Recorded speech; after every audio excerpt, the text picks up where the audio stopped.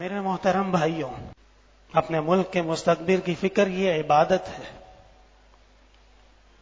اپنے ملک کے مستقبل کے لیے اگر آپ ایک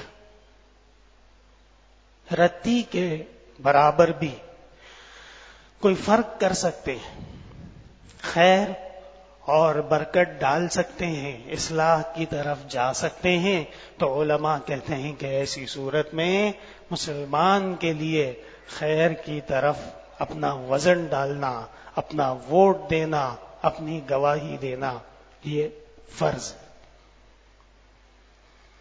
کیوں؟ اس لیے کہ جو شخص گواہی دینے کے قابل ہو، گواہی معلوم ہو اور وہ گواہی نہ دیتا ہو تو گواہی دینے کی جگہ پر نہ دینا یہ بھی جھوٹی گواہی ہے، شہادت الزور ہے۔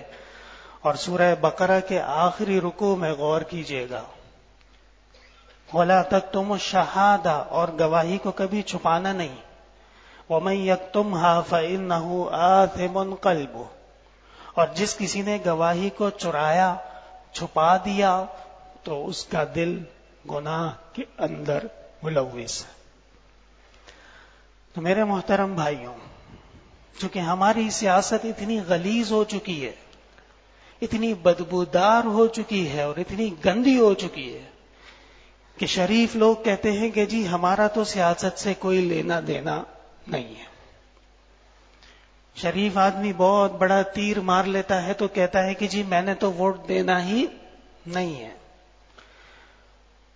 تو وجہ اس کی یہ نہیں ہے، بات یہ ہے کہ آپ دیکھ رہے ہیں آپ کے گھر پہ گندا پانی جمع ہو رہا ہے،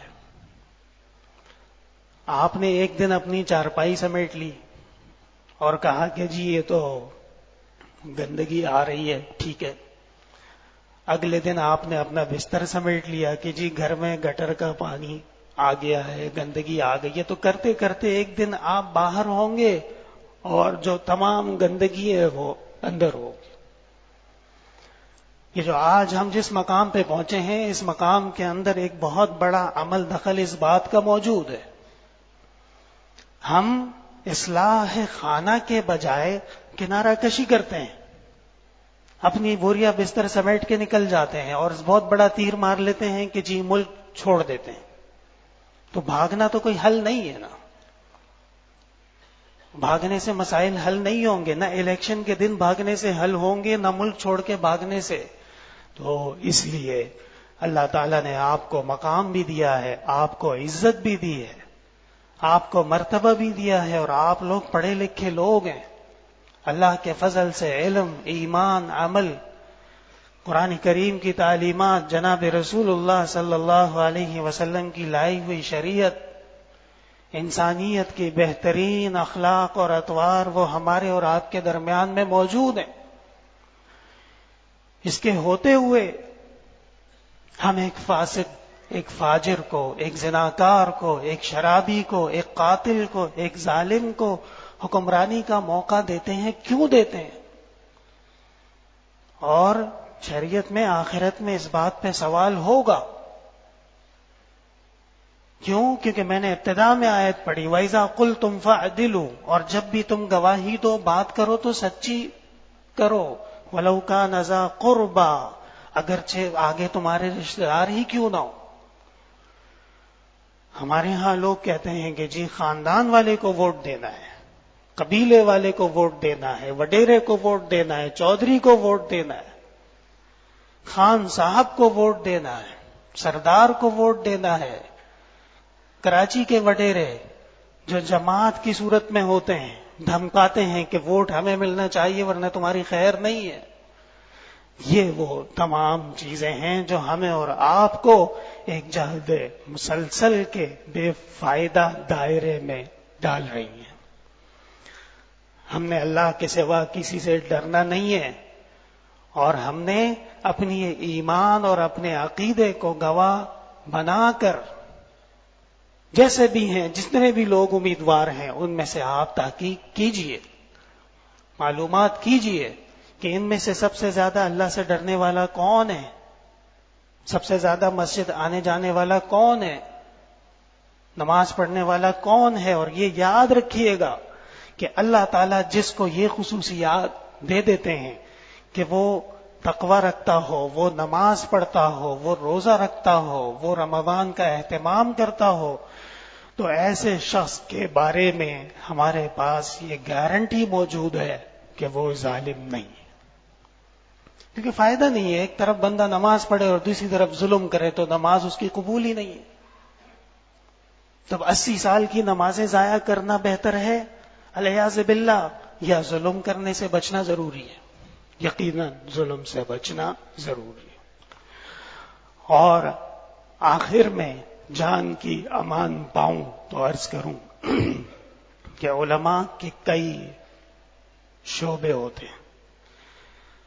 کسی عالم کو اللہ نے واعظ کی توفیق دی ہوتی ہے، کسی عالم کو اللہ نے جہاد میں بڑا ملکہ دیا ہوتا ہے، کسی عالم کو اللہ نے تبلیغ میں بڑا مقام اور مرتبہ دیا ہوتا ہے. اسی طرح سیاست بھی ایک شعبہ ہے.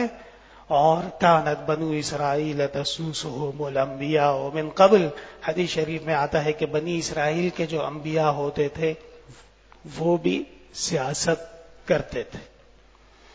تو اس لیے کسی عالم کا سیاست میں چلے جانا یہ اس کی برائی کی دلیل نہیں ہے، بلکہ ایک چھوٹی سی مثال سمجھ لیجئے، اس کے بعد بات ختم کرتے ہیں کہ ہم اور آپ یہاں مجلس میں موجود ہیں.